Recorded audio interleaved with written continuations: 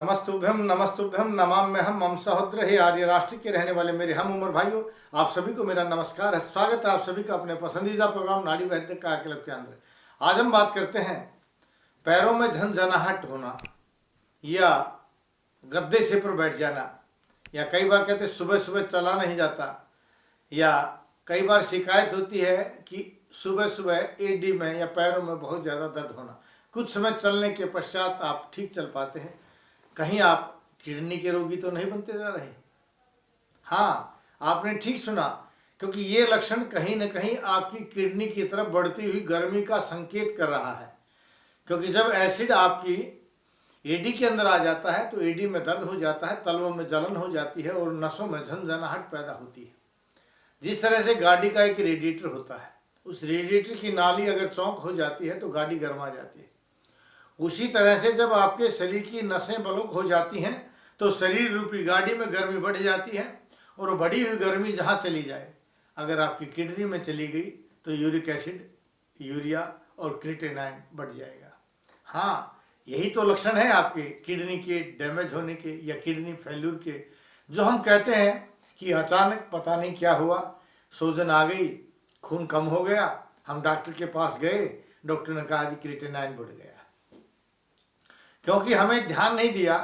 जब हमारी एडी में दर्द था हम दर्द की दवाई खाते रहे, जब हमारी पैरों में जलन था तो पानी या मेहंदी लगा करके उसको शांत करते रहे, कपड़े को बाहर रख करके पैर को कपड़े से न ढक करके बाहर लेटे रहे, एसी में या कूलर में अपने शरीर को ठंडा कर लिया, लेकिन हमने समझा नहीं कि कारण क्या है।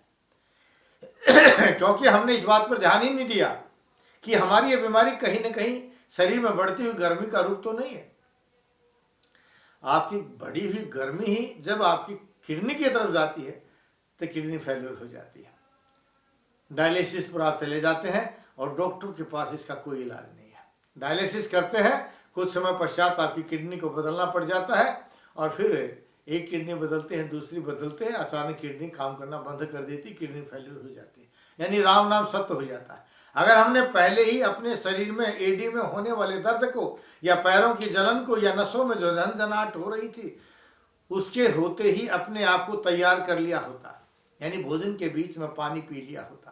पानीयम प्राणिनाम प्राणः, पानी प्राणियों का प्राण है, लेकिन कैसे पीना चाहिए? भोजन मध्य अमृतम वारी, भोजन अंते विस्पर्धम, भोजन आदि रोग कारणम। भोजन के अगर पहले पानी पीते हैं तो बीमारी पैदा करता है, भोजन के अंत में पानी पीते हैं तो जहर का काम करता है, लेकिन भोजन के बीच में पानी जो अमृत का काम करता है, कैसे पीना चाहिए? मुहुर्मुहु वारम वारम व जिह्वाम प्रक्षालनम कृत्वा भोजनम करितव्यम। बार बार जिह्वा को धोते हुए, मुख को साफ करते हुए घूंट घूंट करके आपको पानी पीना चाहिए। इस तरह से भोजन के बीच में पिया गया पानी कभी भी आपकी किडनी को खराब नहीं होने देता, कभी भी आपके अंदर यूरिक एसिड और यूरिया को नहीं बनने देगा, कभी भी आपको कब्ज या गैस की बीमारी नहीं बनने देगा, क्योंकि उसने आपके पेट को साफ कर दिया। और सर्वेशाम रोगाणाम निदानम कुपितः मलः तत प्रकोपस्य तो प्रोक्तम विविध अहितकारी भोजन। विविध प्रकार के अहितकारी भोजन के करने से, कौन से भोजन? जो आप बाजार की चीज़ों का, पिज़्ज़ा, बर्गर, इस तरह की चीज़ों का प्रयोग करते हैं, बाजार के ड्राइड फ्राइड चीज़ों का या बनी हुई सब्जियों का प्रयोग करते हैं, उनसे आपके शरीर के अंदर गर्मी बढ़ जाती है, एसिड बढ़ जाता है, और ये एसिड और गर्मी बढ़ करके आपकी किडनी को डैमेज कर देती है। तो हमें भोजन के बीच में पानी पीना चाहिए और बाजार की चीज़ों से बचना चाहिए। सुबह भरपेट भोजन करना चाहिए। हमें शाम को कभी लस्सी या दही का प्रयोग नहीं करना चाहिए, क्योंकि शाम को दही लस्सी आपका एसिड बढ़ा देती है, जो गर्मी का कारण हो जाता है। दही और लस्सी का अगर आपको प्रयोग करना है तो सुबह के समय कीजिए। इसलिए शास्त्र कहते भोजनांते तकरम पेयम, दिनांते दुग्धम पेयम, निशांते दधि पेयम। यानी निशांते, रात्रि के अंत में हमें दही का प्रयोग करना चाहिए, यानी सुबह सुबह दही का प्रयोग करना चाहिए। लेकिन आज आप लोग दोपहर में या रात्रि में दही का प्रयोग करते हैं, यही आपकी बीमारी का कारण है।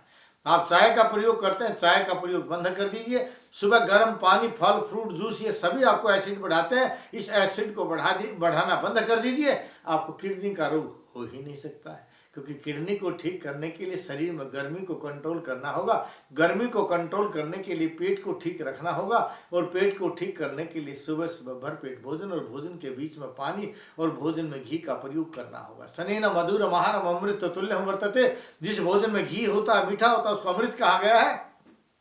तो आपको घी का प्रयोग करना चाहिए। जैसे सब्जी में मिर्च ज़्यादा हो जाती है, जब आप घी का प्रयोग करते हैं तो मिर्च का प्रभाव खत्म हो जाता है। उसी तरह से शरीर में बढ़ी हुई गर्मी को घी कम कर देता है और आप उसका प्रयोग कीजिए। गच्छामि पुनर्मिलनाय, जा रहा हूँ दोबारा मिलने के लिए, इन्हीं भावों के साथ कि आप स्वस्थ रहें, अपने परिवारजनों को स्वस्थ रखें, भारतवर्ष को स्वस्थ रखें। जय भारत, जय भारती।